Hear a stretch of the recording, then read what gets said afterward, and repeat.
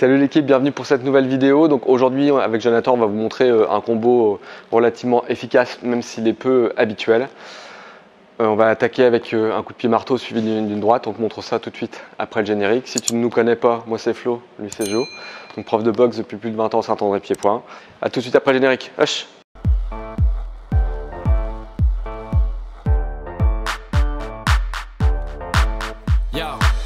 Donc là, on part sur un enchaînement que moi j'aime bien faire souvent en sortie de corps à corps. Là, on va le voir en mode attaque. Et si tu regardes mes shorts, tu as dû voir que ça peut marcher aussi en KO. Et si tu ne connais pas Andy Hug, je t'invite à aller voir quelques-uns de ses anciens combats.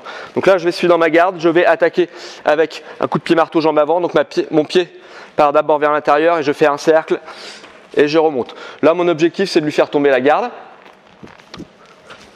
Après, je pourrais très bien lui choper la pointe du menton ou lui choper la clavicule.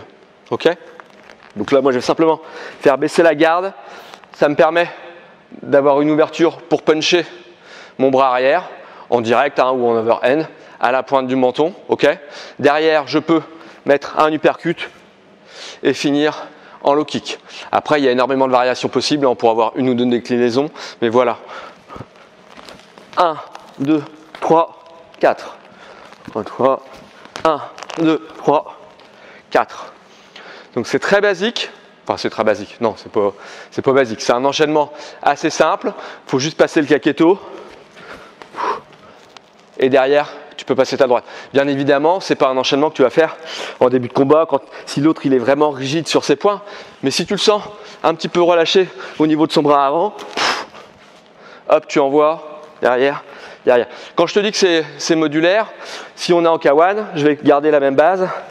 1, 2, 3. Et je peux venir sur un genou. Voilà.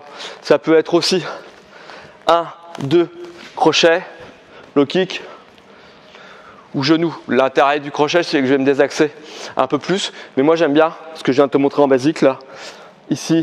Ici, parce que les deux bras là, tu peux vraiment choper la pointe du menton. Surtout si je le touche un peu, il va venir légèrement vers l'avant, là.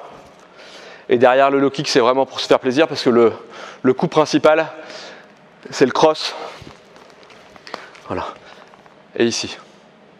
Je t'invite vraiment à le travailler, idéalement avec un sparring, mais c'est quelque chose que tu peux travailler en mode shadow ou au sac en te prenant des repères.